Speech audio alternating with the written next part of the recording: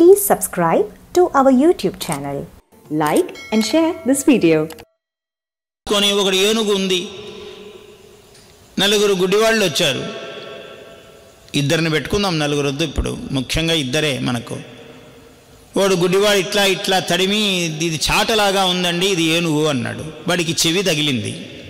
ఇంకో గుడ్డివాడు వచ్చాడు. వాడికి చాటలాగా లేదండి, స్తంభంలాగా ఉందండి అన్నాడు. వాడికి కాలు తగిలింది.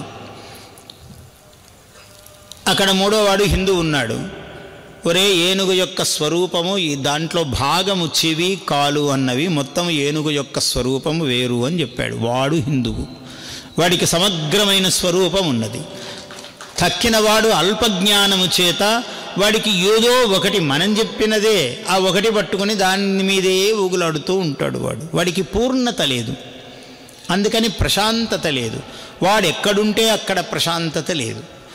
వాడు శాంతి భంగకారుడు ఎప్పుడూ కూడా. ఎందుకంటే వాడికి లోపల ఎప్పుడూ అజ్ఞానము ఊరుతూ ఉంటే చీకట్లో శాంతి రాదు, భయం ఉంటుంది ఎప్పుడు. అందుకని వీణి మార్చి వాణ్ణి మార్చి వాణ్ణి మార్చి వీణి, ఎందుకరా ఏమంత తపన అంటే వాడికి అభద్రతాభావం, భయము నిరంతరము. చీకట్లో ఉన్నవాడు కదా, తాడు తగిలింది. ఓసారి చీకట్లో పోతుంటే మెత్తగా కాలికి తగిలింది. ఇట్లిట్ల పొడవుగా ఉంది. వాళ్ళంతా చెమటలు పట్టిపోయి వాడు భయపడిపోయాడు.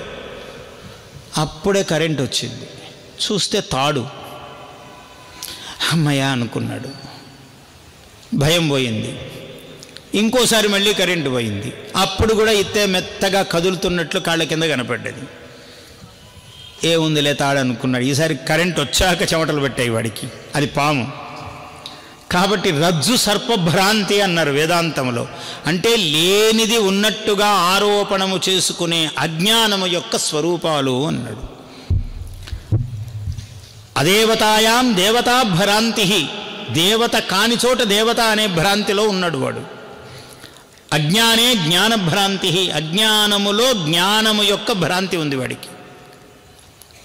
ఈ సర్వభ్రాంతులను పోకార్చే కాంతి అది మన వేదధర్మం.